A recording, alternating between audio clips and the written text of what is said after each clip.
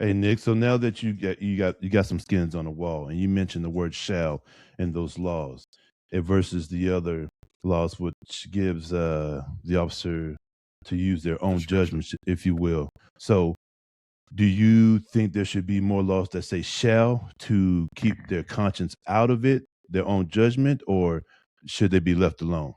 Because as you said, No, "shall" means you are I, bound by that.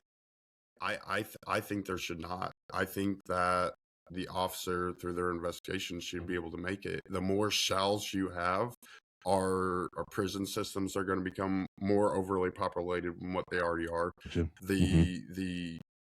The court system is going to be overwhelmed. The probation and parole is going to be overwhelmed, and it's already a broken system. I mean, Mm-hmm. back to like we were talking about, I believe 100% probation and parole is set up for failure.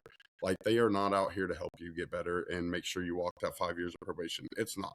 It is a failure system, and I mean, do I have to abide by someone on PMP? Absolutely. They have certain stuff they got to do, and I've got to be able to perform them. But I think adding shall into more laws is just going to make the judicial system decline more than what it already has over the past 25 years.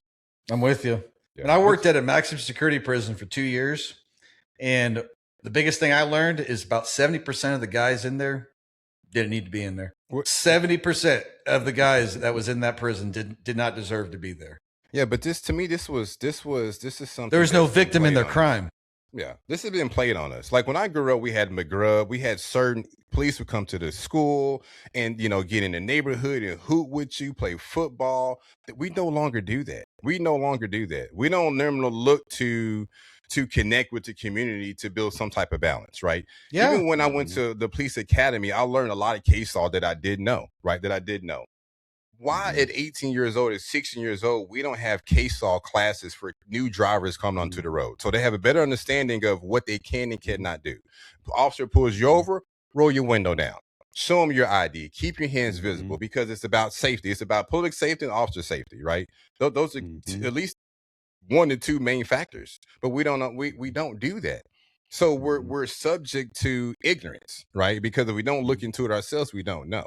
But again, if the system was built to support greatness, there would be greatness that would be inbound. But it's not. Absolutely. That's a good It's point. not built for greatness. It's built for destruction and chaos. And then whatever they can live and get funds off of that, they'll do that. You know what I mean? But when That's it comes right. to officer discretion, I'm with Christopher. I mean, I'm with Nick. I'm with you. Pulling people over, man, I always gonna make people feel good. Regardless of what they're gonna try to do to me. I want to give a good experience for people. I want to be positive. I don't want to be that cop to be known that, well, every time you see him, he's going to do some crazy stuff. I don't want to be known for that. That's right. I want to be known, Mr. Max is a cool guy. Now, if you do something above the law, he going to get you. You know what I'm saying? But if you're cordial and respectful and it's just an accident and you both, and he can see that perception on that, then he's going to let it go. But he's going to give you a warning, but he's going to let it go. But yeah, you're right. We don't have cops like that. We don't.